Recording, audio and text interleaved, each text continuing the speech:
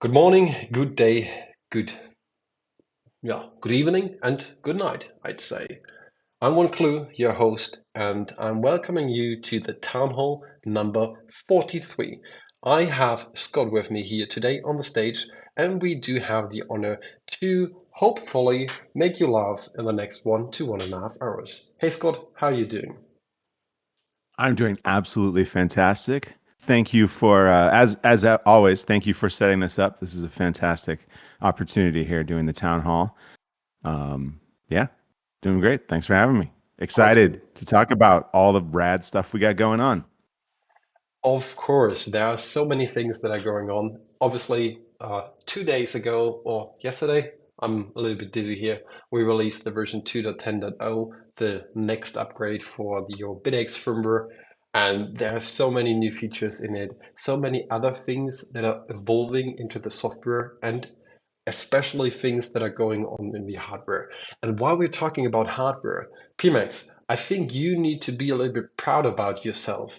Have you guys seen what has happened lately with a NerdQX++ developed by PMax? I have seen what happened. Very exciting. This This is uh this is exciting times indeed. this is definitely a turning point, I do believe, now that we do see that also other projects are going into that and finding blocks. Because if you don't know what we're talking here about, it appears to be, and it's a nice and a sad story at the same time. It appears to be that there was a block found using a NerdQX++, which is fantastic, and I love it. And we all need to congratulate PMax for actually developing such a beautiful design of a miner. And then all of us, we need to have a tier because the dude who was mining and finding the block was pool mining. That's a legitimate choice. Pool mining is a legitimate choice in mining. This is what we celebrate is that you have the option to do it to mine how you want. Providing people options is a big important part of open source, and yeah, they wanted to get a get a few sats, and they got a few sats. It's Definitely, they got a few it's sets. obviously yeah, right. It's a little bit disappointing in retrospect because they got the same amount of sats for that winning share as they got for the previous share, that they submitted. But yeah, I mean that's sort of the gamble you take, I guess, when you're pool mining. It's like, do But you as want? you said, it's a legitimate choice that you do have. I myself, I'm also pool mining. I don't know how many devices are currently running, maybe 18 or 20 devices, and three of them are pool mining just for the sake of doing it, and all the other ones are solar mining to my own node. So yeah, everybody chooses whatever they want, and even for the people who are coming in here and they want to mine these shit coins, feel free. Just don't expect any hype from us. It was definitely interesting. I I think I was a little bit late to the game. Like some people announced this early on, but I saw that Ocean announced that a 10 terahash miner had solved a block, and they didn't provide any additional details. But then I was talking with Jason, one of the developers over there, and he mentioned that the Extranons 2 was too high for it to be a Bidax. And that was kind of an interesting statement, and it got me thinking about Extranons. Extranons is a field in the block header that is reserved for the miners themselves to increment, just to provide more work for themselves. Extranons 2 is a an extra field in the Coinbase transaction. So to change it, you actually need to recompute the Merkle root. It's a little bit of a hassle. So it's not done on the chip, it's done in the miner firmware. But the Bitaxe does it. All miners will increment Extranons 2. The cool thing about Extranons 2 is it's included. It's included in the blockchain.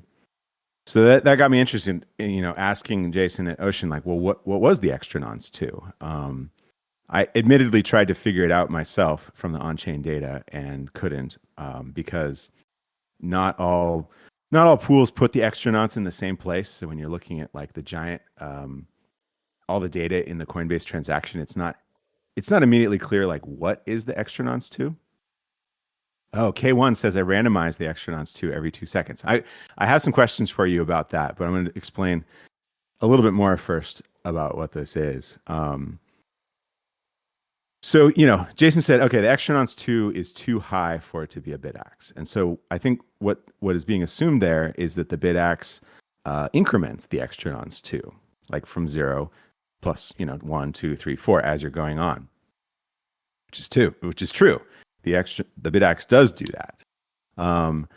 But the sort of interesting comment there was, well, that it's too high for a Bitaxe. And I forget what the number was. It was something on the order of like 100,000 or something like that. So that's, I like roughly speaking, at the rate that the Bitaxe increments the extra nonce to, that would have been like 30 hours of mining from a Bitaxe to get to that extra nonce if we're just incrementing it every 2 seconds. So the catch there is that the Bitaxe also resets the extra nonce every time the pool sends new work. So indeed, it did seem too high for it to be a Bitaxe. But then apparently the miner themselves came forward on Ocean and said, yeah, I solved it, and it was with a NerdQX++. So that's pretty badass. But it got me thinking as to, all miners will change the extra nonce. And this could be a really interesting way to try and go back and back out from, on-chain data what miner solved the block. Oh yeah, so PMax is saying the NerdQX doesn't reset extra nonce 2, presumably not ever, and increments it every 500 milliseconds. Okay, so that would make a lot of sense. We can now go back and see how long this NerdQX++ was mining before it solved a block. But the cool thing is that there's going to be a pattern there, and it's miner specific. So you could, I think, go and back out from on-chain data. If you sort of characterize how each miner changes extra nonce, you could probably go back and figure it out. Now, K1 is saying he randomizes EN2. Is that like pseudo-random? Is it purely random? There's a lot of space there. Most pools provide 8 bytes for extra nonce, so that's a huge space that you can iterate over. Yeah, I don't know. I just went down this rabbit hole. I was talking with Borst a bunch. Borst runs stratum.work, and he has basically a huge database of mining of work from pools, so you can see sort of what the pool gives you and where they tell you to put the extra nonce. And then using that, actually Boris did it. He while I was talking to him, he's like, okay, cool, I did it. He figured out how to parse extra nonce from a bunch of different pools.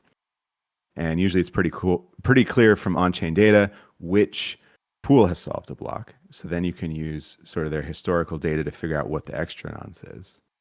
And then you can go and do fingerprinting on the extra nonce. It's kind of neat. I don't know if anyone is doing this, at least not that I've heard of in Bitcoin. Apparently, what K1 just says is nonce and extra nonce fingerprinting is popular in the shitcoin world. We sort of tangent, we have a bug that was fixed in the latest ESP miner release, but we had a bug that existed for a while where if a pool had a 8-byte extra nonce 2 space, we would actually include some random bit of memory from the ESP32 in that extra nonce. Now, this doesn't affect mining at all because extra nonce can be whatever you want. But we were including a little bit of extra sort of uninitialized memory in what the miners would mine. So, that is kind of random in a way, but it's not. I mean, It's not. We had not intended to do that, I guess is what I should say. And so it's been fixed in the latest release, so it should indeed reset to 0. I mean, But now I kind of want to one of the I kind of amazing want to things not about that reset. is like even though it was a bug, it was, yeah, as you said, maybe kind of randomizing it, and K1 is already like pulling out his hair about like, oh man, it's still C. Stop using C. Yeah, I don't know shit about Rust, but it does seem pretty cool. I mean, um, there's a lot of libraries that you can pull in, so you don't have to like create everything yourself from scratch. It's a huge seems like a huge benefit to programmers. Probably. I mean, I was thinking about going over and I ordered myself 2 books about Rust, and I'm planning of reading them. I really do. I started with the first 5 pages already, so I think I'm getting somewhere. But yeah, man, Rust, I don't know.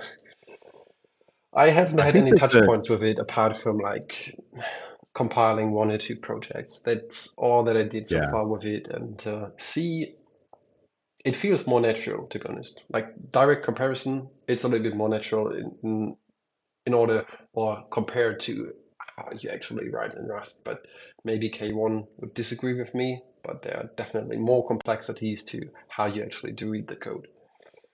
Where did you or when or why did you first learn C?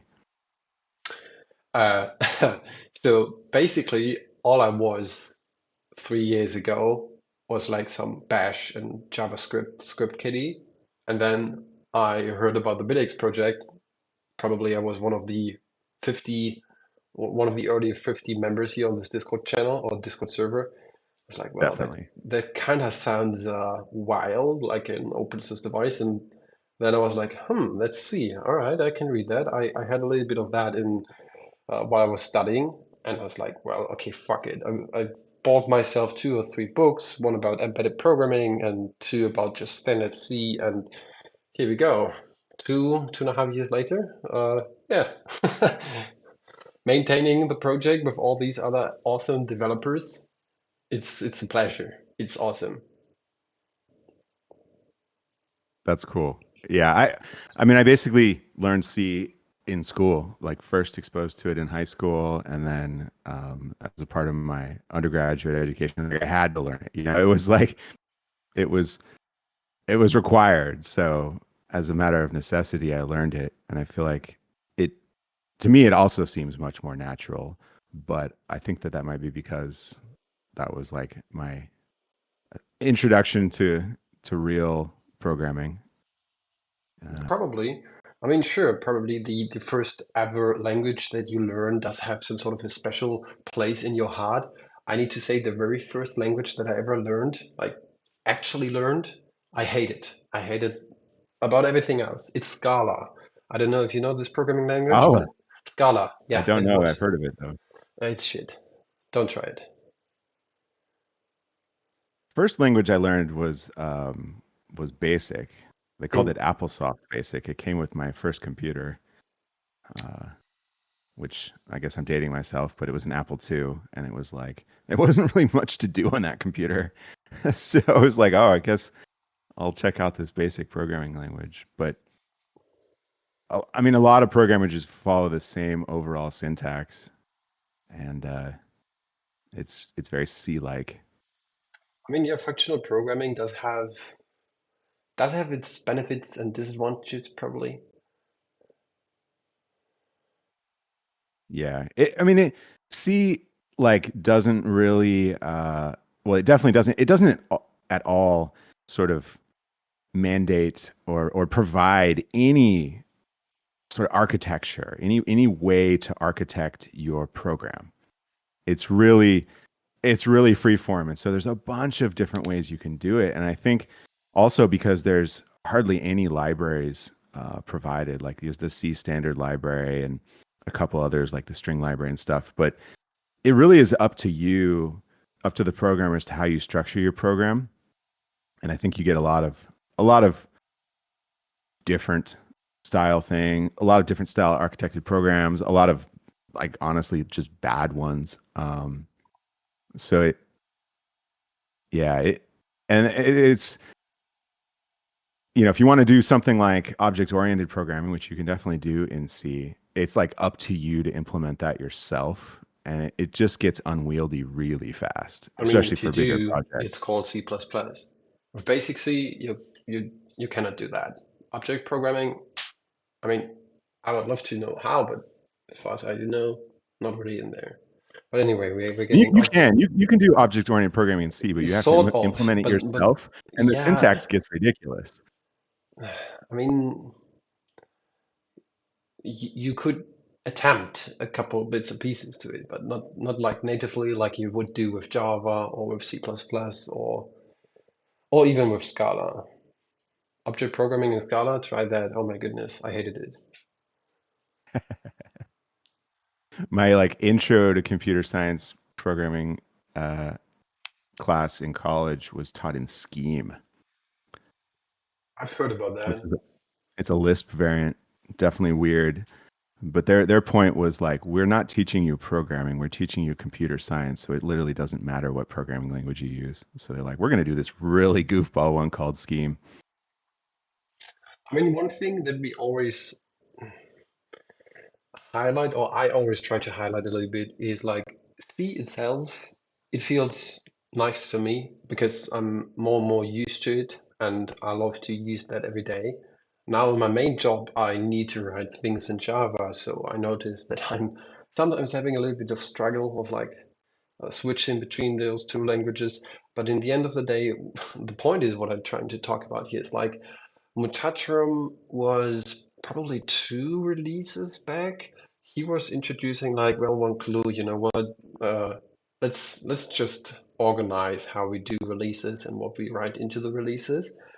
And now we do have this structure in the release page where we can see like what's a new feature, what's an improvement, what has been enhanced on the display or the hardware, what kind of documentation changes have happened, or even bug fixes or quality.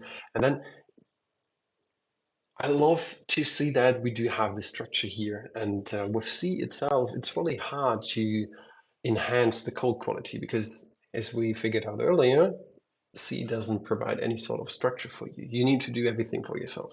If you have like 2 bazillion files and you want to organize them in one header file, do so. Feel free to do so. It's probably stupid, but we have this section called code quality, and it is always so nice. Obviously, the most part is happening in the front end because DuckX, a legend here when it comes to the front end, is doing so much nice work there, and he's refactoring and changing and cleaning up so many things there. And Mutatrum is from time to time catching on from the back end and trying to clean up things there, but it's entirely improving the code quality that we do have. And I always do have the hope with like improving the quality of the code that we do provide and that we ship to all these products, we also attract more developers that are interested in that. So I'm really stoked, and I cannot say how much I love seeing that we do have these sections, and especially it's not that I don't care about all these other sections, but code quality, man, I love it. I could always like eat some popcorn and just watch these pull requests that we do have there because they're so good. They're so good. And it's so awesome to see. It's so awesome to see, people like you and Muchacho, um, and DuckAxe, right, stepping up and being like, I know how to do this. Like, let's go. Let's do it. It's so freaking awesome to see. I really, really appreciate all the hard work that you all have been putting in for ESP Miner and XOS. And yeah, I mean, and seeing other people, like we just recently had someone announce an alternative sort of XOS version. Yeah, Uh, it's called Aches Well, and it's written in the framework called Vuetify, which apparently I also use in my main work. So I definitely need to dig into that because it's kind of interesting. It does have, I think, a refreshing touch to how it looks. I haven't looked into the code, and I have not checked out what else it does or what it does not, or how we could give this a spot in the overall scheme that we do have here in OSMU. But I do hope that this dude who I just saw the pictures. I was skimming a little bit over his repository, but I was not looking into the files and what he did. But from the screenshots that he was uploading, it looks nice and refreshing, and I do love to see that. that we that people are stepping up and like, well, there's a Bitaxe, it's a nice thing, but I want to create a different dashboard. Sure, do that, please. We encourage you to do so. And this dude stepped up and told everybody, well, here is Axwell. That's how he calls it. It's a different style. It basically does the same as far as I do know.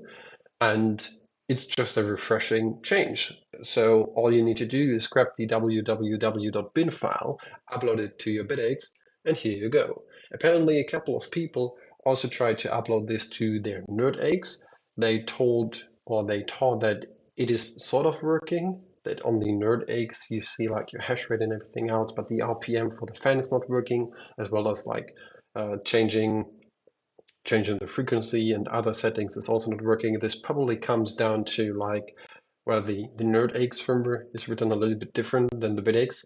Most of it is uniform, and that's really one thing that I do love about it, that PMax with the ESP miner for all these NerdX variants and the BitX firmware that we do provide, that they are so close together that you can change bits and pieces of it without much of a change.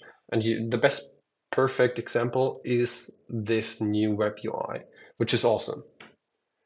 How amazing is that you can just upload a different www like website image to your ESP32, and it just works because we have this mostly standardized API coming out of ESP Miner. I think that's It's so amazing. fantastic. But It's so here's the cool. Like thing. having that It's is it's creating a huge. problem. It's creating a problem. And don't get me wrong, like we talked about this probably three town halls back. Like we are looking forward to unify the firmware image in order to, I'm not trying to be mean, but a lot of people are just uploading ESP miner binary and not the WW binary, and then they are wondering why things are not working or why their web UI looks different. So we spent months and weeks and so many hours on thinking of how we can unify the firmware to just one single file, that you do not need to upload two separate files, which was the perfect path for us because we were like, well, people are sometimes stupid and just upload one file, so we need to give them a less stupid path.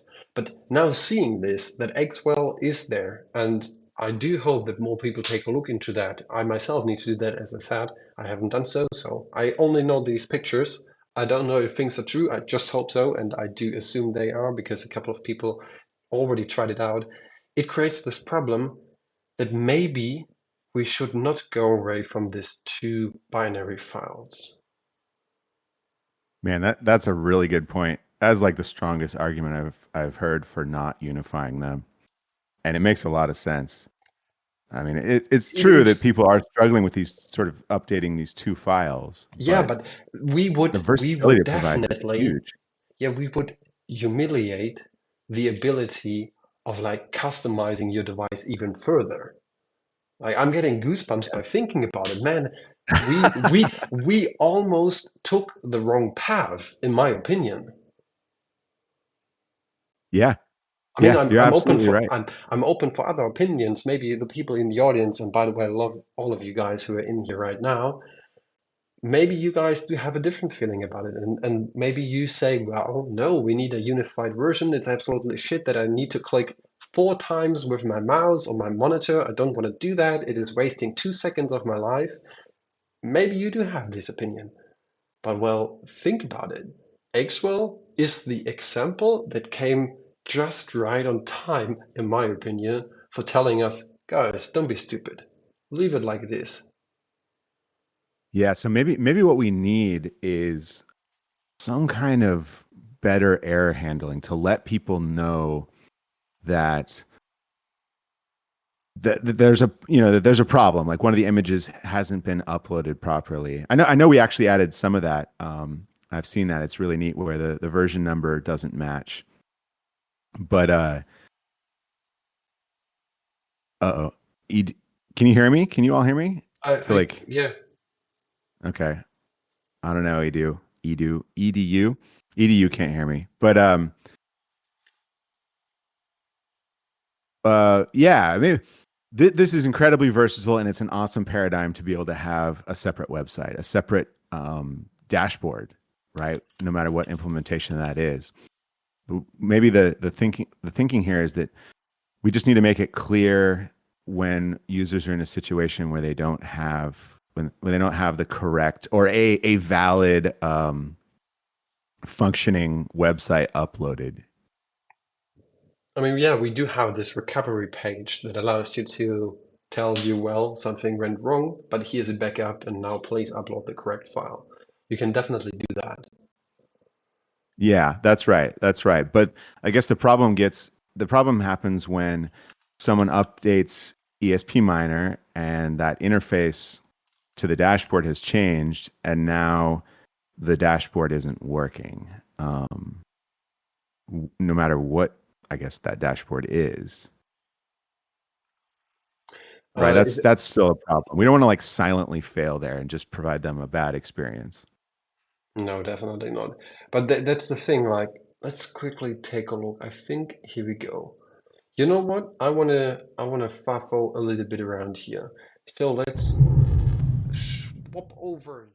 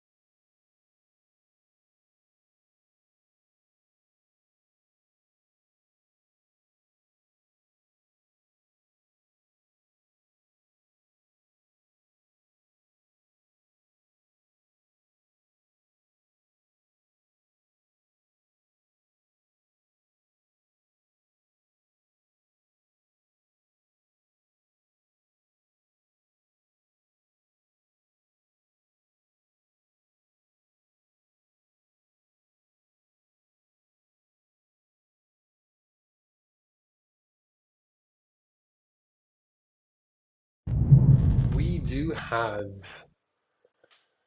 we have a couple of issues open on GitHub, as well as technically we do have a roadmap for changing our API to a versioning API in order to have this spread out. Everybody is using the same thing. Currently, we're not in the need of it. It's just like something that is you as a developer feel a little bit of like, well, you want to do that because it just makes sense in certain points. In some I others, think it might not. it does make sense too, especially if we're relying so heavily on this standardized API, right? It's no longer the case where AxOS is the only consumer of this API, right? Now we have No. Axwell that's consuming it, and now we have separate programs running on Well, different what about machines that this? may be consuming it. What about this Python library or this Python thingy where you can monitor and control all APIs of different miners? Bitaxe was Yeah, also PyAsIC, implemented, right? yeah, That's another good PyAsIC. option. Bitaxe was also implemented into that. So yeah, if you can spit out this standardized version of it, like with V1, V2, and so on, technically speaking, we're currently on a V1 without any versioning applied to it. Yeah. But going forward in the future, I had plenty of talks with Ian Anderson about that we definitely should consider switching over to versioning and go over from what we currently have to this open API standard versioning V2 format that we are anticipating of creating and standardizing to. We should, yeah, we need to think about a lot of things with that. One of the biggest concerns about that is that we need to synchronize this also with PMAX so that we can make sure that if he's aligning with this track or not, if he's into that, or if he thinks, no, that's kind of stupid. Because if we divide in that path, well, as a consumer, it would not divide anything. But think about it. You use your BitX, and next to it is your NerdQX Plus or whatever, and out of a sudden you can no longer control the NerdQX with your BitX. It's sad. You don't want to do that. So we need to align and make sure that all of these things are working together. And yeah, I'd credit a milestone for that. It doesn't have any due point because I do know how much work needs to be put in there because before we can actually go forward and change the API. And then it will also not be backwards compatible, so we need to make sure that people are loving to update and doing that.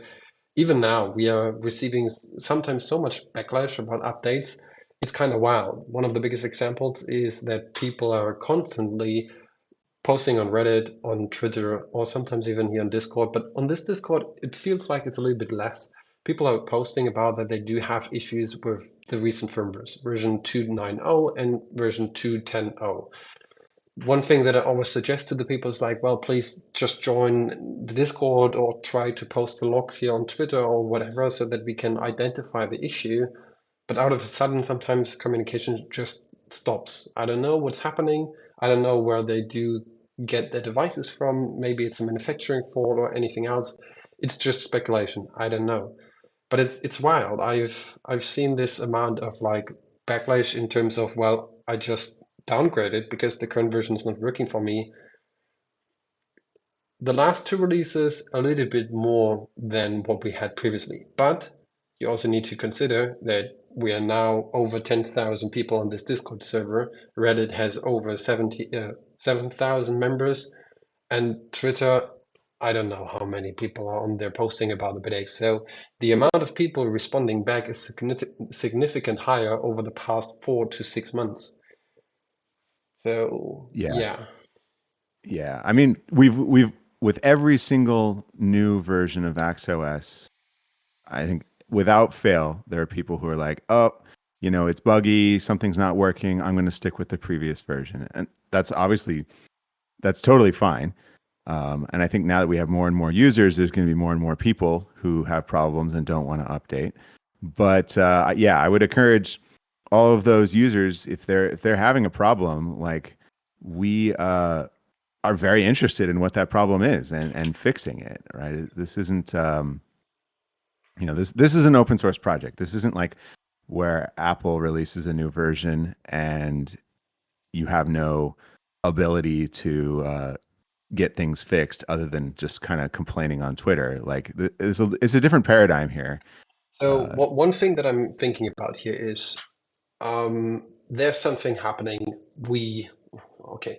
Uh, we were looking out for pages that are available, and last week we, me and someone else, or someone else in particular, purchased the website bitaxe.help. The idea that I do have there is like creating a huge documentation of this is wrong, what can you do? This is not working, what can you do? My miner is, I don't know, spitting out fire. Which kind of dragons do I need to summon to actually seize this fire? Some questions like that. So yeah, I'm trying to create a help page here. And one thing that now comes to my mind is maybe I should create a bot that is taking text messages and creating automatically issues on a separate GitHub repository with these text messages on there. So technically speaking, what I could do is I could create a subsection on this web page where you can connect your miner to and monitor the logs over USB, and then via some regex or so filter out the Bitcoin addresses and don't post them somewhere globally, but then post this on a GitHub repository so that we can take a look on the issue. And the user is just on this web page, maybe fills out a small form with like, what is your issue? Do you want to upload the logs? And if you press on yes, then it uploads it to a separate GitHub repository without any information. It's doing a bot. That's an idea that I do have of how we could resolve this, of people are not uh, stepping up or stepping forward and telling us what the problem is.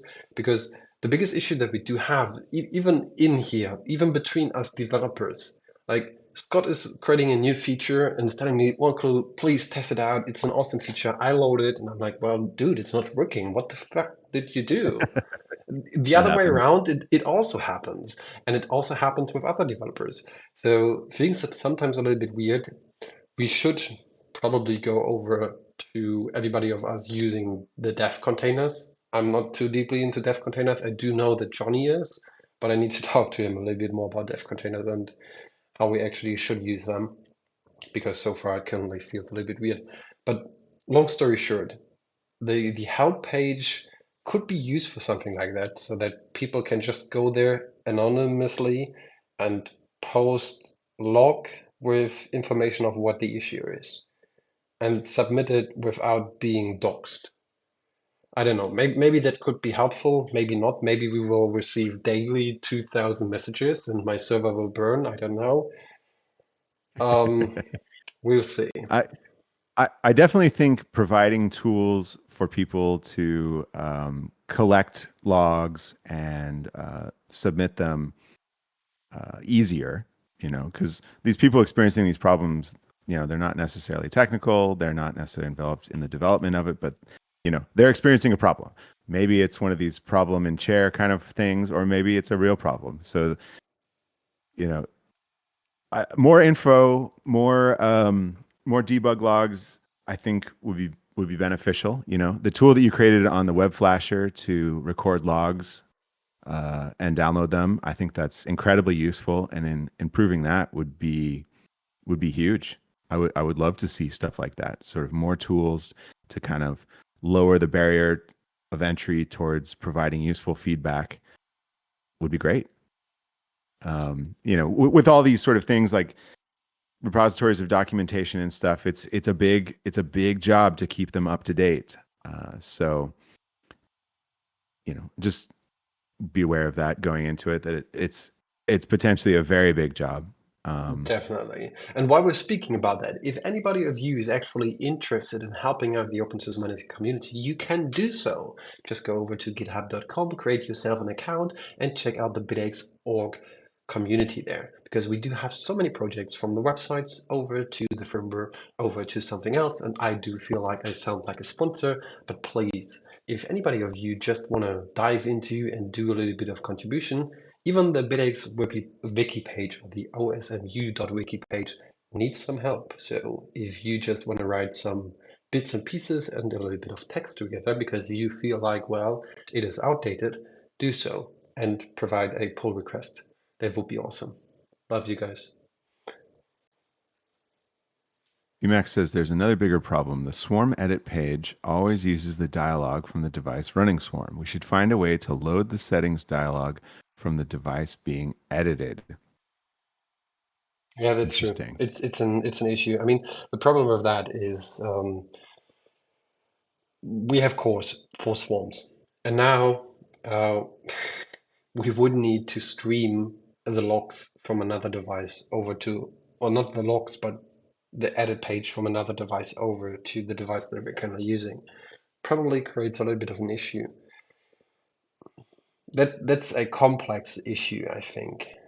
So I really feel yeah. like these kinds of things are you know well suited towards a separate application, right? Like Yeah, we talked about this two town halls back where we said like, yeah, well, the idea is to remove Swarm in the future entirely from the Bitaxe firmware because we don't want to have things that are creating issues like disabling cores. And I know K1 is probably now going crazy again and is telling, well, guys, I just provided you a way how you can still use Swarm without these cores issues. Yeah, and on Rust this is probably working a little bit different and stuff like that. And I know that you posted something about it in C there as well, but it doesn't entirely fix the issue that we do have. Like disabling safety features is one thing. And don't get me wrong, like we have loads of people coming in here and asking us, please create a login page. I want to feel safe about my device. What if my brother logs into my Wi-Fi and changes my Bitcoin address? Just creating guest Wi-Fi, man. I'm sorry to tell you that, but the people who demand a password on a local network used device, which is not connecting to anything else apart from the mining pool, I don't want to be rude, but either you don't understand how networking works or your network does have a problem. These are the two options. If you don't expose your network, nobody can change stuff. If you don't have viruses or malware or anything else in your network, nobody can change stuff. Sure, if you go out into the next Starbucks and you use the free Wi-Fi over there, probably someone is changing your Bitcoin address. That's definitely going to happen. So what do you expect? That's the thing. And it's kind of a fine line between providing a device that's plug and play versus a device that needs to be set up with an account and a password in I order to mean, use to it. break it down, if you want to provide a device that is plug and play, we entirely close up what we do here. We make this closed source. We create ourselves a company. We give you a remote editing feature and we log everything that we do. Then you do have the easiest and smoothest device ever, but not with us. Well, I think that's a little bit severe, right? That's Yeah, not the only options here, but no, you of know, course not. I just one of the things that is amazing about Bitaxe is that you can plug it in, and in many cases, it just is going to start working, right? And you don't have to go through the process of creating an account and a password and remembering that password. Um, People hate that shit. You think about any random website that you sign up for, and you have to make an account and a password, and then you have to like have some way to recover the password when you forget it and all those things. Like that is just a huge headache. And so, while I think in some cases that could be useful on the Bitaxe for these, situations where you're not on a secure network, that could be useful. It just doesn't seem like the standard use case to me. What in particular? The standard use case of Bitaxe is where it's like, okay, you have one and you put it on your local network and you want to start mining right away, Yeah. right? The sort of abnormal use case, I think, is where, yeah, you do have it on an insecure network and you want to have only encrypted communications with it and have that be, have a truly secure login such that only you can change things. That seems like a special use case to me, and it's a valid Sort use of. case, but it's Sort of. not like the standard like I want to start mining. I think it's not entirely short-sighted to look into it like that way. Sure, encrypted communication is one thing that we definitely need to spend a little bit more time on, especially when it comes to how we do actually communicate with pools. For example, currently everything is happening in plain HTTP. We don't use SSL for communicating with a pool.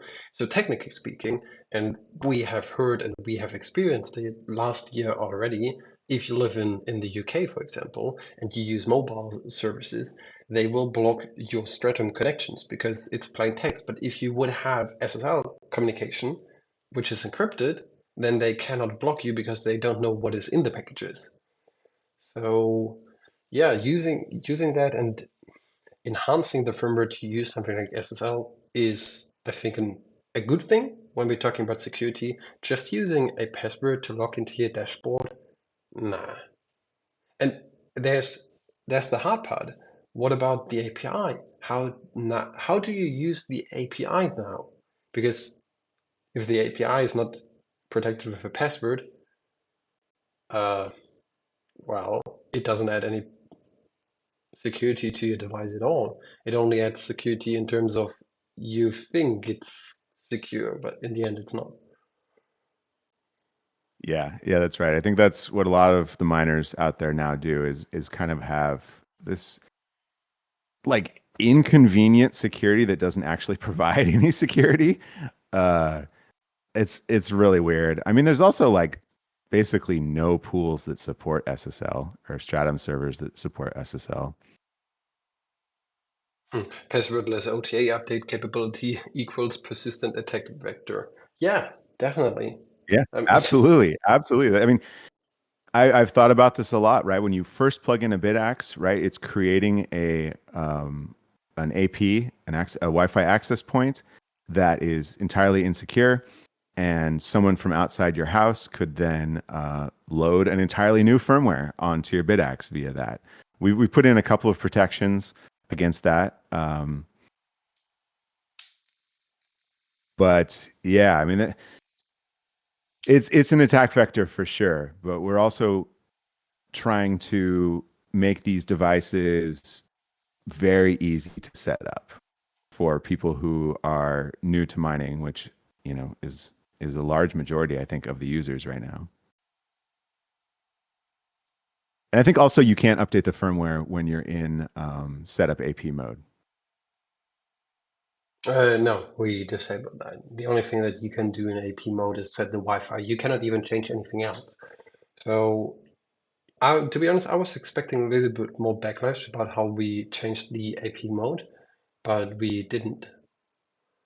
And we do have someone who raised their hand and got up on stage. Hey, Rafa. Hey man, but why not secure the device? Give a admin password by default. So Well, that that doesn't provide any security. If there's a default password, then everyone's going to know it. It's okay. If you enter my network, it's okay. You have access to all my device. But the the password for the device will be okay. At least so no one change anything. but here's the Well, thing. I think that. Go ahead. Sorry, go ahead. I was just going to say, so if we have a password and it's a default password and you don't change it, now that provides no additional security over what we have now because anyone could type that in. Um, if we do have, if the user does want to change the password, now we get into that situation I was talking about where the user forgets the password and now they need password recovery. And you basically in this scenario where you have to set up yet another account on another system in order to be able to use it. And I think that's a pretty large burden there, and it only provides benefit in a subset of use cases for the Bitaxe. I'm gonna take a look on GitHub and give us some help there and a test version so you can look and try. Let me take a Oh, look. yeah. Awesome. Yes, please do. I mean, we love PRs, especially if the PR is very succinct and don't change too much stuff, right? it's tough to review big PRs that change tons of stuff. But if you want I will not. I will not. to, okay, great, yeah, Awesome. that would be huge. We're certainly open to considering ideas here. That's it. That's all I have. Thank you so much, guys. I love you. We love you too. Love bake to everybody who's using it and just the entire community. It's so awesome, digitally. So yeah, I mean, I don't think there's any much more that we need to wrap around when it comes to the topic of how to actually secure the device because yeah, as K1 is stating in the chat, a passwordless LTA update capability that we currently do have. Sure, it's a persistent attack vector, and he did a PR written in C, thankfully, which optionally give the possibility of creating some sort of an API key. Sure, we could play around with that and auto-generate things again, but then people need to store it, they need to use it somewhere. In the end, it's always the thing of what kind of network do you use? If you use your local network, it should be the most secure thing that you do have. If you use, I don't know, Amazon Alexas, Google Echoes or Dots or whatever they're called, other services that are punching holes into your firewall, then probably you might could have issues because either they're spoofing on your network or other things or things that you don't even know. But if you go low key on your network and everything is just normal, you have like your network for your stuff and you just connect things that you know what, or at least you hope what you know what they do. You have a decent firewall, not one of these ISP routers that are coming with a ton load of, I don't know, bloatware and stuff like that. Then I'd consider like the local network that you do have is the most secure thing, and then there shouldn't be the need for a password. If you go out to a Starbucks, as I said earlier, sure, you definitely need a password. You definitely need some sort of an API key to protect your device. But that's the thing. You see plenty of people going into Starbucks and connecting to the free Wi-Fi because it's free. I would never do One of that. the Yeah. so the Bitaxe API fingerprint is definitely already on Shodan or Metasploit. If you connect your Bitaxe to a public IP address, your mining details will already be changed. 100%. It'll happen within less than a day. It's kind of wild, but it's not entirely surprising. It was expected. I've seen this happen. I have seen this happen in the wild. If you take your Bitaxe, put it on a public IP, your mining details will be changed immediately. It's really wild. It's crazy to think that people are out there scanning for it, but it totally makes sense. I don't know that we've seen a malicious firmware update happen, but I guess it could definitely happen. I wonder if the solution there, excuse me. I wonder if the solution there is to require a button press on the Bitaxe before you can update the firmware. Yeah.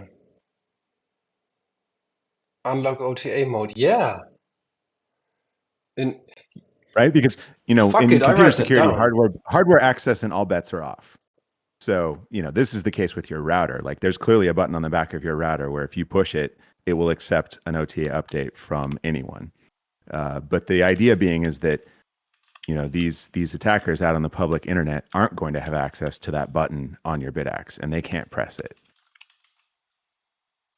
Okay, you know what? I'm gonna assign this as a critical bug and enhancement. I assign myself. Already gave in a type, and it's in the milestone 211. There we go. Unlock OTA. No, I think that's the perfect solution for that because that is the least minimum that we should do. Giving yourself a password for your front end. Nah. We need to discover the things that K1 did for API keys, maybe in the future again, because Technically, sure, it could make sense. It just adds in a little bit of Right. other things. We need to have AxOS. We need to have an API endpoint that basically won't accept an OTA update until the Bitaxe confirm, the ESP miner confirms that the button has been pressed. Yeah. Yeah, I mean, basically, we don't unlock that OTA update API endpoint until the Bitaxe firmware is in the mode to accept it, and the only way to get in that mode is to push the button. I think that solves sort of the malicious firmware update exploit. Yeah, that's the only thing it solves. Right. Right. But that is particularly nasty, right? Like, if we have the case where someone is into your network via some other insecure device, then they could install a firmware onto your Bitaxe that makes it a gateway for other exploits. Or I guess that's probably the biggest risk, right? That's that scene in Mr. Robot where he installs the Raspberry Pi inside of Iron Mountain and uses that to destroy the entire global financial network. Edu I is think that this, bringing up a good question here, but what if you do have more miners and want to update them, all of them at once? Let's say like 10 to 20 mining devices, you need to press buttons. Well, yep, with security comes disadvantages. Think about the yeah, private key. How do you store it? On your MacBook while you're going into Starbucks and connecting to the free Wi-Fi? Good luck. yeah. I mean, this really needs to be a hardware thing where it requires physical access to the machine to get Yeah, into this mode where you can update the firmware. I probably do know what I will do during the night, so pull request coming up for tomorrow.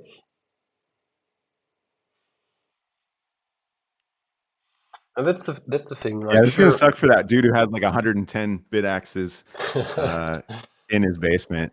Poor guy. I mean, to be honest, But I need it's nice to. to have that personal connection with your hardware, right? Yeah, You want to show them some love, a little like personal touch. yeah. Oh man. Oh, developer, yeah, yeah. If the hacker gets into your network, there's bad things that are going to happen. But yeah, at least it's not putting a malicious firmware on your Bitaxe. So one thing that I wanted to say here is like, again, I need to praise PMax every day because he's such a genius mind. So he was giving me a really simple bash script for updating all devices simultaneously. And I was doing a little bit of work on that and just writing down all the things and doing a little bit of auto scanning in my network so that I don't even need to touch anything of it. So currently what's happening if you do have a new release on GitHub, it detects that every 5 minutes and then it uploads all these releases to my devices. Unless I switch over a button, then it will do all the pre-releases, which is Oh, kind nice. of kind of neat. And now I need to press buttons. Yeah. But anyway, Yeah, I've that's not a coded a big little issue. script to do that too No, myself. It is really handy. it is really handy. But I do have I ordered myself, I don't know if you guys are into like home labbing and rack things and like having servers in a rack and stuff like that. I got myself one of these mini racks, 10-inch size. And Oh yeah. yeah, these desk Pi rack made T1. I got myself one of these. I haven't built it yet. I need to do that because my idea is using my 3D printer and creating myself one of these mini racks with like every single bitx that I do have per version. And I already wrote myself a firmware in Python that allows me to connect over USB to all of these devices, detect them, and flash them when I need to. So the idea is that I do Ooh. have my own development bench sitting in its own rack. And using USB, you don't have the issue. You don't need the OTA because you just override the NPS or the flash entirely. So probably, I guess it's not an issue any longer for me. But sure, if I want to update all the bidex that I do have outdoors in my cabin, where they're running off of solar, sure, I need to get my laptop, I need to go downstairs, I go on every single web page, I need to upload the files, and I need to press buttons. Sure, it's gonna suck, but at the other end, it's gonna protect you from these malicious thingies.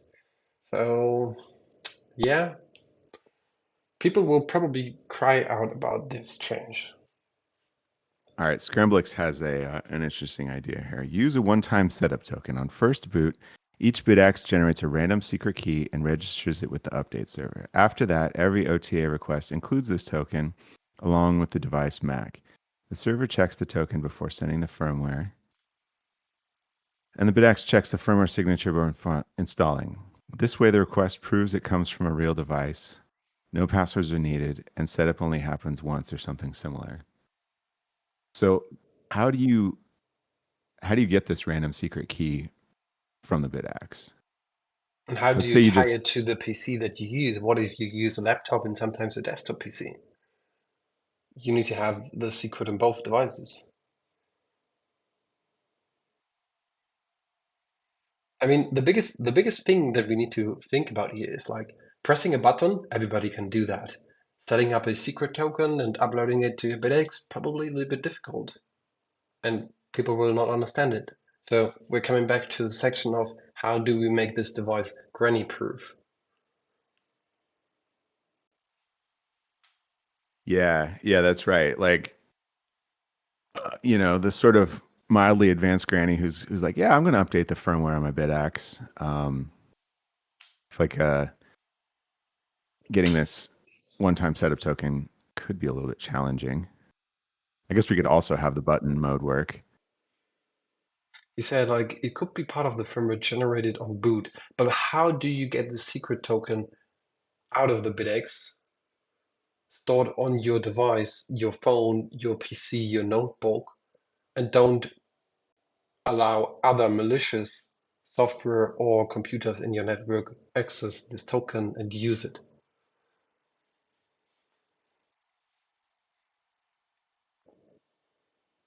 So here's the thing, like the BitX itself, it cannot differentiate between a software in a Docker container, which is malicious, and your real PC. It cannot differentiate between these two things. And now developer Algo is coming up with a small two-factor authentication token server on BitX. Oh my goodness. Guys, you're crazy. Yes, It's that would not definitely small. work. It's It's also not small. crazy. Oh my goodness. I doubt that there is any framework written in C because I think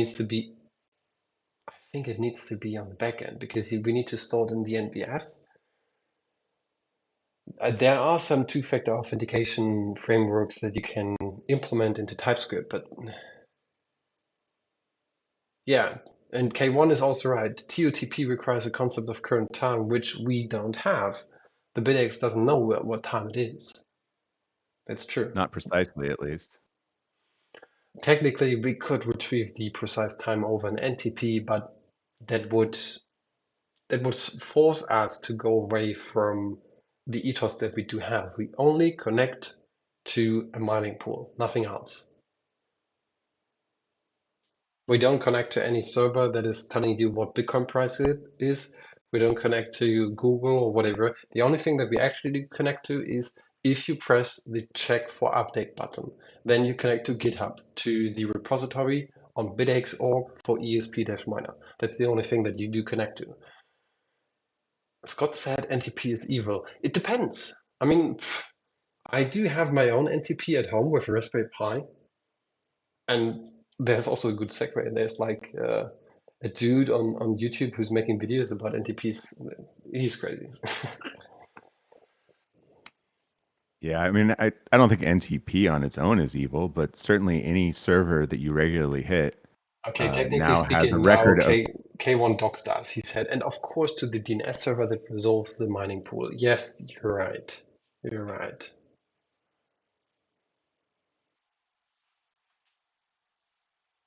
Sorry, I interrupted you. You were saying something.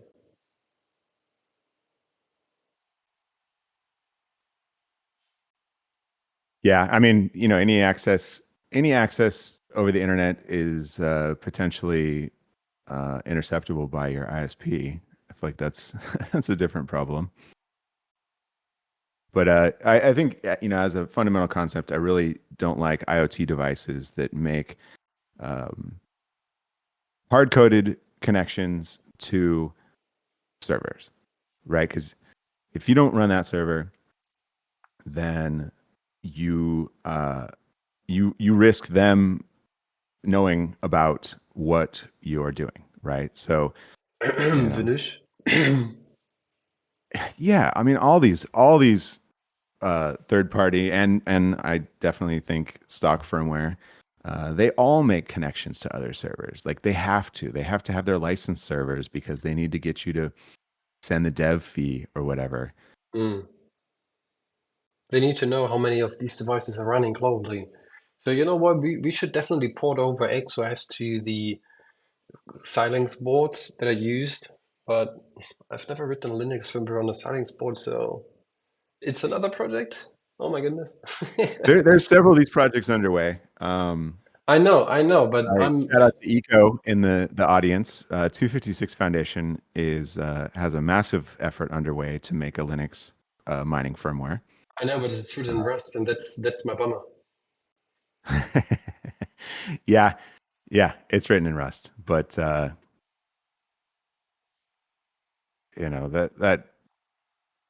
that's a developer choice. It should not downsize the awesomeness of having such a product and such a firmware. If you do have an open source firmware that you can just yeet onto your Antminer control board, awesome. But the idea for what's it called, the Leaper board, and then I don't know the name for the firmware itself, but Mugina. Virginia. So if I got it correct, the idea for Virginia is to go on the Leaper board, and it's not initially it's not meant to be compatible with Xilinx boards from Antminer and so on. So yeah, Mugina with an M. Mugina. Mugina. It's like I'm a sorry. shape-shifting badger. So Mugina is definitely targeting the Libre board, which will have a Raspberry Pi compute module on it. But the idea there is that it's an application. It's a Linux application. The miner application, it would be the easiest route towards making a firmware compatible with your Antminer control board, because you could take this Mugina app and build an image for your whatever processor you've got on your Antminer control board and include Mugina. Now you're gonna have an uphill battle there because unfortunately Antminer or Bitmain takes the tack that they use secure boot and they don't want you loading anything on your processor on your control board. But somehow it works. I mean, you can grab the brains firmware and somehow flash it over your control board from Antminer. Well, these guys, all of these guys spend a considerable amount of time finding exploits in Bitmain's secure boot implementation so that they can essentially sideload firmware onto those processors. It's a cat and mouse game. Every new version of Antminer that comes out, it patches some holes and then they find exploits. And there's multiple third-party firmware companies working on doing this. I think that's kind of stupid, and I agree with the tactic that Epic has taken, where it's like, you know what, screw your control board. Like that's not even that complicated. Like let's make a new control board with the processor that we control, and load your firmware on that. Like, and we don't charge there's any nothing dev really, fee. Epic is not open source, No. but like these control boards are not sophisticated. We could definitely make control boards in the same shape with the same connectors on it and a truly open processor on it running Linux. And you could load Mugina on there. You could load on whatever else you want, right? It's just like limitless possibilities there. So I think there's a lot of awesome stuff that can be done there. I hope that people will take Mugina and port it to make it work compatible with existing Antminer control boards. I think that it's if that's your goal, having an open source mining application like Mugina will make your life way easier. So I think we'll hopefully. probably see that happen. And hopefully this will end the days of devs like me sitting on the table trying to figure a couple of things out. I got sent over a board from Epic, a control board, because I told them, like, well, I want to test some things out. I want to develop something that I can use on the Epic control board. Would you send me one over? And they just did it. I didn't know how much these things cost. And a couple of days ago, my entire desk was on fire and the control board died. No, Yeah, yeah. So playing with not because of the electronics, control board though, right? Like because this is something else. of the control board, I fucked up. Oh, oh. Yeah, playing with Well, electronics is yeah. a I mean, bad idea. Stop doing that. I should have recorded that shit, man. My face was probably a little bit off. what No. what caused it to start on fire? So, well, let's say one of the biggest things was the lack of amperage control, and the second thing was having loose wires, which could potentially cause wrong polarity combined with too many things on the table can cause different ICs to burn up and explode. And that's what happened. I mean, to It's be fair, funny. that doesn't have anything to do with the control board, though. It has to do with the controller because I was trying to tinker and figure out a couple of things on the control board because I was trying to load off some stuff off of it. And I was trying to do that while I was running it with a hash board. But So the no, the control board is totally fine. It's totally safe. I was just stupid. I was fucking stupid. okay, all right. Well, yeah. I mean, The only cause why I there's mentioned it is because I was using it and maybe I write them a second email of like, hey, I fucked up. Can you send me another one? Let's see. I don't know. yeah. I mean, there's certainly ways to start stuff on fire that have nothing to do with the control board, right? We've all No, seen no, the no. The videos of control board ant itself is miners, fine. with sparks shooting out of them, right? On ant miners, the voltage is controlled by the power supply. So, if you command it to do something ridiculous and you have some loose wires around, like for sure, start on fire. It's getting And dangerous not over like here. blow a fuse or anything, right? Like there's so much current in normal operation that Oh yeah. in a lot of cases a fuse wouldn't save you there. No, there's this internal debate between us that we do have if a fuse is actually necessary or not on devices. Cough cough, the QX++. And I mean, I don't know. I'm supposed to receive one of these revision changes that Ben did on the revision 6 on the QX++. So I'll do my due diligence on this device as soon as I do receive it. But I mean, just removing a fuse entirely, I don't know. It's a kind of thing. And the best thing about fuses is if you do have manufacturers who don't know shit, and sometimes I wish just to pull out my finger and point at them because they're so fucking stupid, and sometimes you just need to be so fucking honest with them. Like we had manufacturers, or I don't know why I said we, but there were manufacturers out there just producing these devices and totally ignoring security and safety features like the barrier connector that PMAX was developing this whole device on was rated for 8 amps. They just provided a bigger fuse with 10 to 15 amps and told the people, well, it's totally safe to use it at 12 to 15 amps. Just go for it. It will not burn down. No. Like, we are in a crazy world. And it's so crazy to me because now we're in the state of like we are developers trying to create a shift in the industry of mining and how mining has been looked at because it's proprietary. It has been close to the teeth on everything. We're trying to change the behavior of the people thinking about mining. Now we need to get into the sort of like we need to educate the people about how to use mining devices, what it actually does, which comes with the thing that we created, the Bitaxe, that's totally fine. But now we're getting this other section of like, we need to teach people safety guards, which is ludicrous and makes me sometimes outrageous. It is ludicrous. I mean, you know, I don't know. You can go to Home Depot, you can go to the hardware store and buy a bunch of shit that's all UL listed for safety and plug it all in and burn your house down. Like Yeah. where there's a will, there's a way. It will absolutely happen. I'm unconvinced that putting a fuse on the miner protects that uh, in any sort of reliable way. No, not that was probably never put in there for protecting the device itself. It was a safety feature for protecting everything that is tied to it. I mean, if your thing blows up because it's drawing too much amperage and it's smoking and everything else, at a certain amperage, the fuse will break and there's no longer any amperage going over it. So you will at least not burn down your house.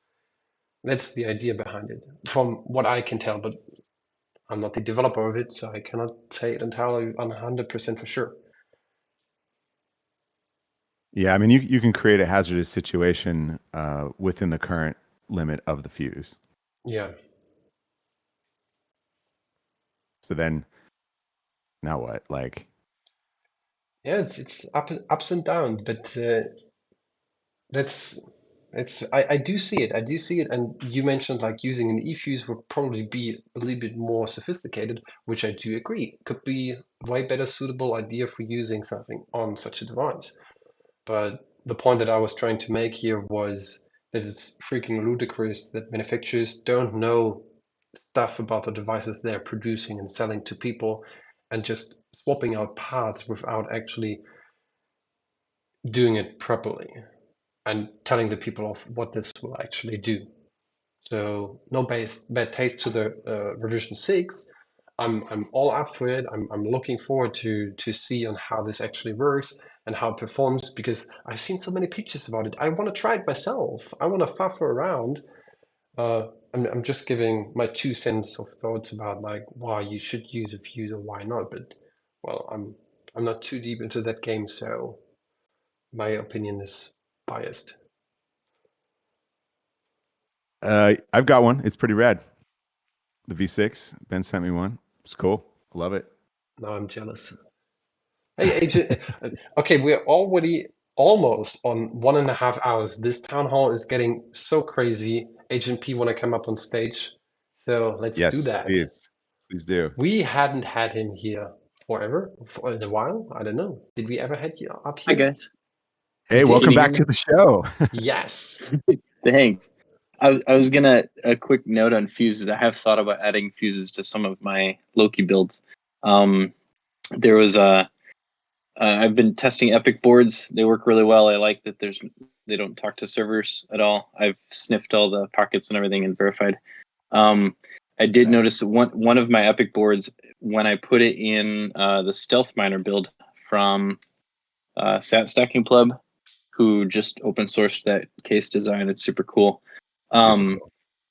The Epic board was running through a startup sequence that was running the hash board through different hash rates, and some of them were higher than the cooling capacity of the case could deal with. I had kind of low powered fans on there to keep it quiet, and the board didn't really notice this, and so it started getting really hot and started drawing a lot of current. What I realized is that the chips go into I believe, I haven't fully tested this, but I believe there's a state where you can actually get into a thermal runaway scenario.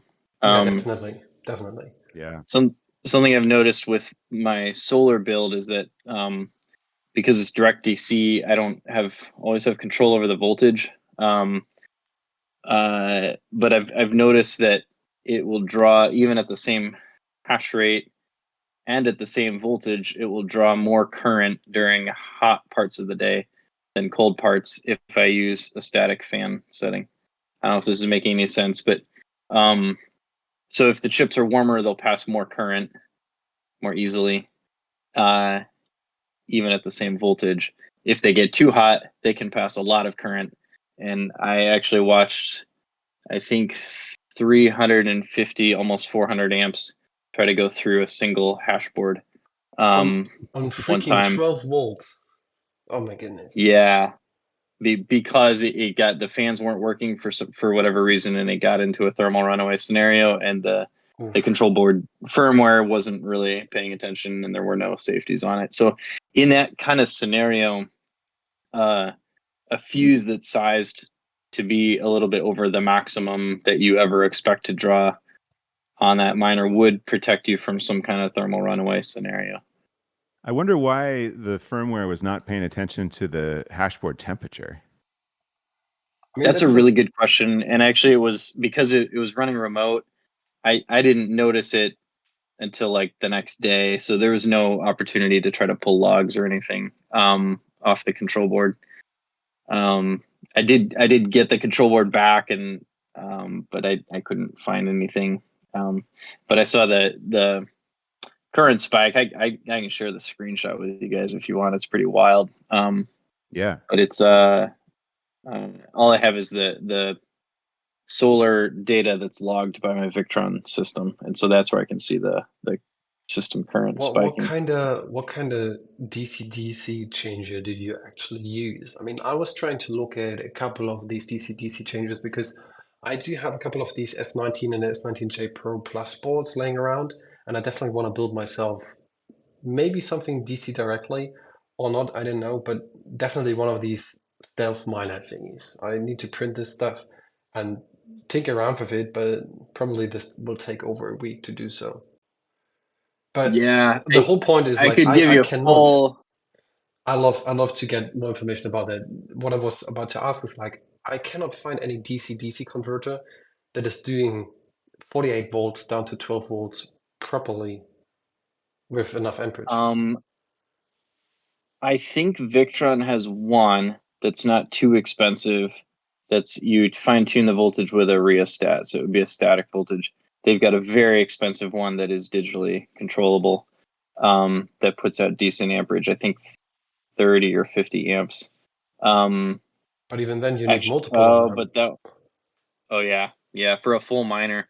No, I mean, my setup is probably for another time because it could get long, but I'm not converting voltage at all between the batteries and the hash boards. They're just tied directly to the batteries, and so they float with the battery voltage. I do have MPPTs between the panels, of course, and the batteries. So those step down.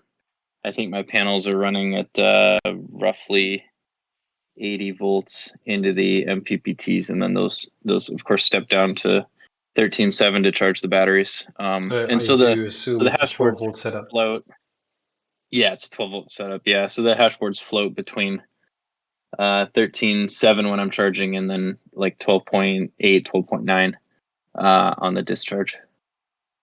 Interesting. I think that having that tight control loop somewhere with temperature is really important, right? You're kind of running unprotected if you're not continuously monitoring the temperature of your ASICs and having a really tight control loop that will cut off power if the temperature gets outside of some window. I mean, but that's the crazy part about Antminer. Like they do not even monitor the ASIC temperature at all. They do have 4 temperature diodes, and they are sitting on the board, on the corners. They do not control or monitor. It's so ridiculous that they do that, and especially because we know that these chips have either on-die temperature sensors, or in some cases they have digital temperature sensors that can be read out over serial. So like, I don't know why they don't use that. I know some of the third-party firmwares will use that, but apparently not all of them. But then there's also the second part. Like, take a look on the S21 Pro hashboard. These diodes are not even connected. They are on the S21 Pro. There's 2 of them that are connected. Yeah, it's 2. really weird. They have 2 of the chips out of the like 65 that are on there that have the die temperature sensors connected to an I2C diode temperature reader, and it's connected over I2C to the control board. They went through a lot of trouble to set that up. Like if you look closely, you can see they're routing these traces like all the way across the hash board. They have special of those power tabs that have a little bridge so the traces can go underneath. Like the S21 Pro is really wild how serious they were about doing that. So clearly they thought it was an issue. I don't know how the firmware exactly uses that. Hmm. Yeah, that's weird. I don't know. Another difference though with some of the Loki setups is the Antmiter control board and firmware assumes that the control board can command the power supply to cut off power to the hash boards, whereas on a Yeah, Loki build you can't do that. And on my solar setup as I have it wired right now, I can't do that without also turning off my control board. So I can trip a relay and cut off power to the whole thing, but then I lose the fans and the control board and everything. So I'm designing a new version that I need to fix that on the next version. But that's interesting. So maybe in this case, the firmware tried to shut off the power supply, oh but yeah, that you could get into a scenario where you're not hashing at all, but the chips are already so warm that they're just leaking current through, and the more that they leak through, the hotter they get, and then they run away, even if they're not hashing anything. interesting. So even if you put the chips into reset with the N reset pin, they're still drawing enough current to sort of feed that thermal runaway. I believe so. If you don't have some kind of fans running or adequate, if they, I don't know, there could be some. And my setup was all I have is a bit of Victron data to go off of, and that's the best theory I've been able to come up with. So, because I wasn't there watching it happen, I still have a lot of questions. But Back in the but J from Pro those, days, there was yeah, MOSFETs on the power rail, and you could physically cut power, assuming your right, MOSFETs aren't arcing, but like you could shut off the power rail, but yeah. they probably determined that was a little too expensive. Probably. Yeah. You do Anyway, that's a whole asking, nother rabbit trail. But we were talking about fuses, and so I thought I'd jump in. There is a use case for them. yeah, definitely, definitely. Um, I think like fuses. Thanks for having me up. Thanks for Yeah, being man. here Thanks and for jumping sharing up that. here. I think like using fuses in general is like not a bad idea, but we need to, as always, decide like in what particular scenario you want to use them or not. So yeah, just saying like a fuse on the NerdQX++ was shit. Nobody said that ever, as far as I didn't know, but I would never say something like that. And I think it could be argued about if it is useful or not. Oh, PMAX is writing. Let's see. The master is Yeah, I'd love writing. to see an e-fuse. I'd love to see an e-fuse. That's how modern devices work, right? You don't have a fuse in your iPhone or anything like that. Why not? Why don't you have a fuse in your iPhone? Yeah, I want to have a Uh, fuse in my iPhone. this isn't like 1950 anymore, and it's not a ham radio. Oh man. So he's writing, I had a NerdQX++ that had a shorted high-sided MOSFET, 12 volts on the ASIC voltage. Fuse was blown, I replaced the SSD chip and it worked again. Alright, that's a strong argument.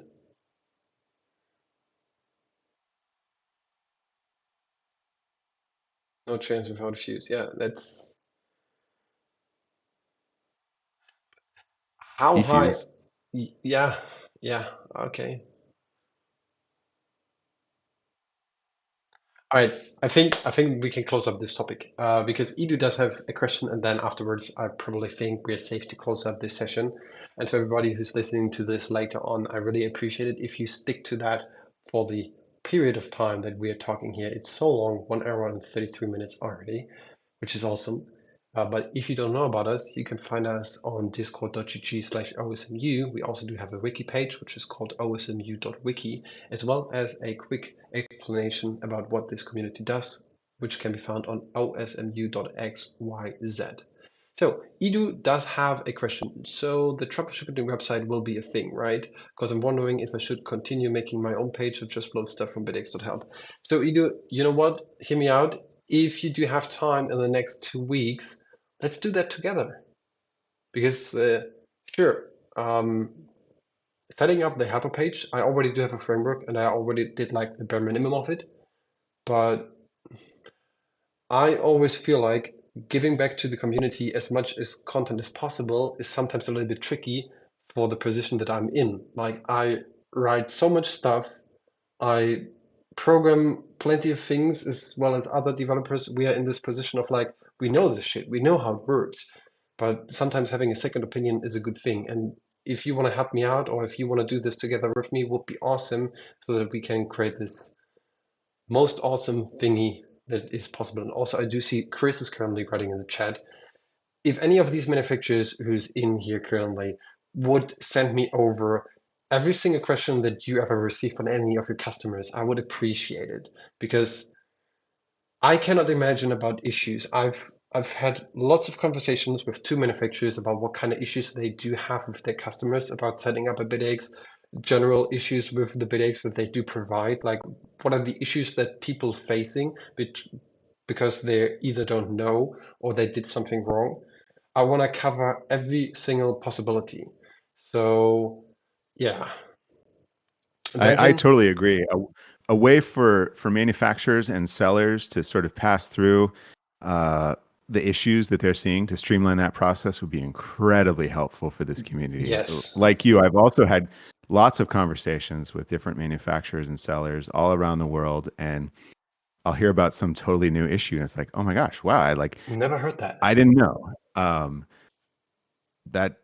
Talking with Power Mining a couple weeks ago, they were like, oh, like we're having this issue, and they actually gave me the board and I brought it back and been debugging, and it was extremely helpful. So yeah, I mean, if Bitaxe.help could be some sort of portal for, encouraging people to let us know about issues, it would be huge. I'd love to see that. It will be huge, definitely. So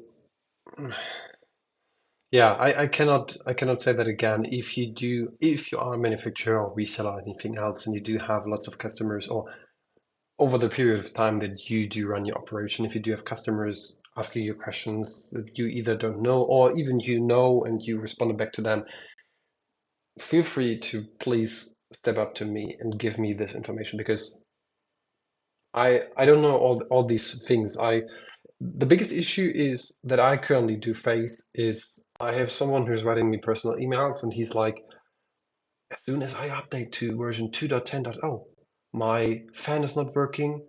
I do get into a thermal runaway. What's happening? What's wrong? So many things I have questions about. So yeah, only if we all can come together and write down what is going on there, I can prepare a page which will help as much as possible and which will cover as many questions as possible.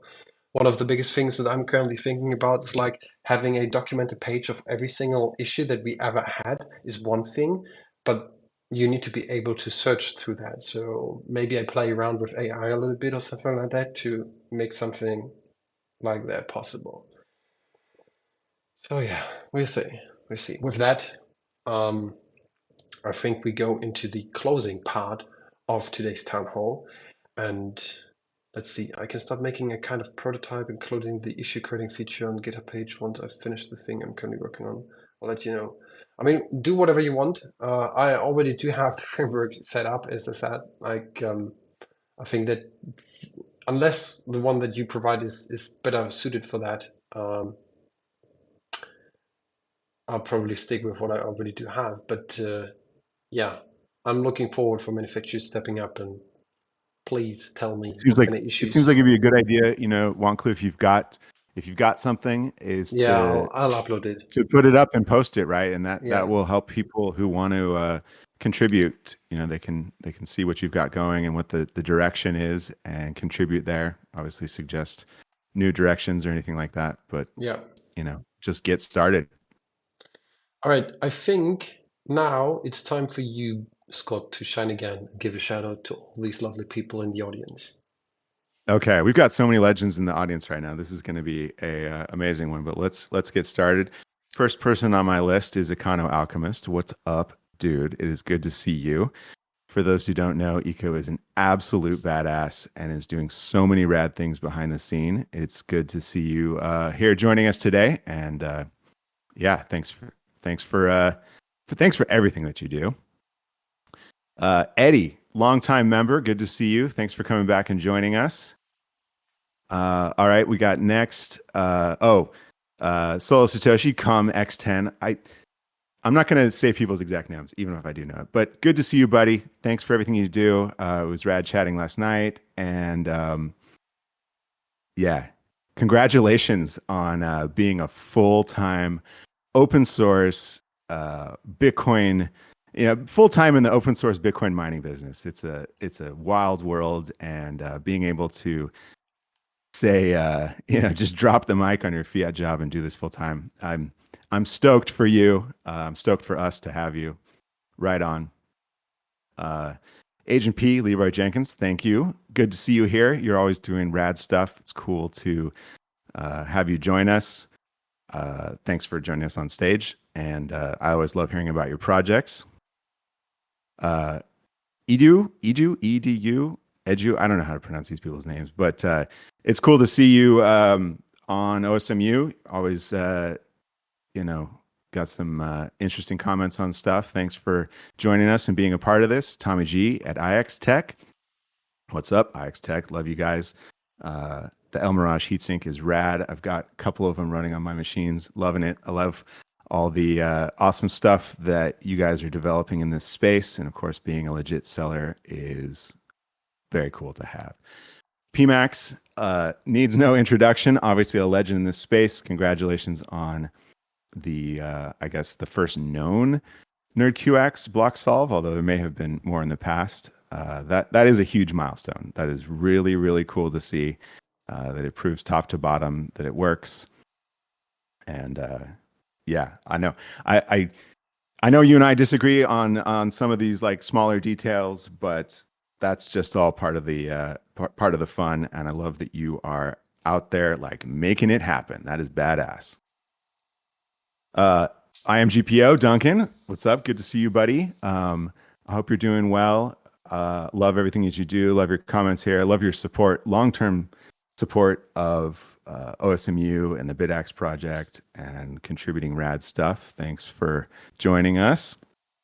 Next up, we have Ben, another legend, always doing rad stuff, working incredibly hard behind the scenes on everything Bitaxe, open source mining. If there was ever a dude that has like the right mindset about how to do this stuff, it was Ben. Thanks for joining us. Developer Algo, hey man, good to see you. Also, long time OSMU member and active contributor to the community. Love to see what you're hacking on. He's out there building this stuff, building his manufacturing setup, and constantly hacking on stuff. Thanks for joining us. Phil31, another person always doing hacking on cool stuff. Good to see you, buddy. I always love to see what you're hacking on and pictures of your wild projects. Keep it up. Chris, IX Tech. Again, IX Tech is awesome. You guys are making cool stuff. I appreciate that you all are regulars here on the town hall and of course OSMU. It's cool to see that from sellers who are engaging with this community in the best kind of way. This is a tough one because I know his name. Let's call him K Unger G. Working on some very rad projects, making a lot of cool progress. Also in the weeds, doing a deep dive on reverse engineering this stuff and figuring out how we can make best use of the tools that we have and hardware, and working on some great stuff all the way on the other side of the world. Appreciate you. Love to hear your updates. I hope that you can post more about what you're doing for everyone else here, because I know everyone is going to be totally stoked on what you're doing. Rafa 321, buddy, thanks for joining us today. It's cool to see you. I hope that send us a PR, or if that's too much, a GitHub issue, or just let us know what you think on OSMU about potentially securing Bitaxe further. It is a good idea. We definitely need to do it. Continue to stay on top of this stuff. Keep addressing issues. All right. I think that wraps it up. And everyone else, yeah, thanks so much for joining us. We love having you here, as always. do it again in 2 weeks. What do you say? Oh, definitely. We're going to be back in 2 weeks for sure. So, I'm Juan Klug, your host. Thanks for being here. And it was always lovely being here with you, Scott, on the stage. Till then, see you guys in 2 weeks. Peace out and keep hashing.